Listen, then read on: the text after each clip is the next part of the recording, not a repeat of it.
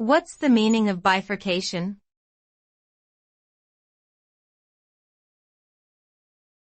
Bifurcation.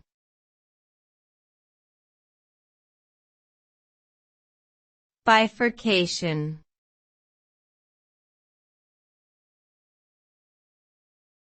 Bifurcation.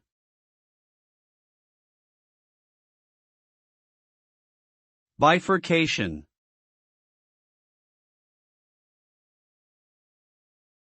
Bifurcation refers to the process of splitting or dividing something into two separate parts, often with distinct characteristics or outcomes. This term is commonly used in mathematics, physics, and other areas of science to describe situations where a single system or equation splits into multiple possibilities, each leading to a unique outcome. For example, bifurcation theory in mathematics studies the behavior of systems that can exhibit sudden and unpredictable changes when certain parameters are altered.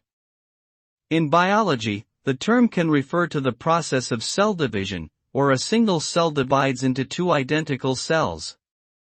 Bifurcation is a fundamental concept in many fields and has important implications for understanding complex systems.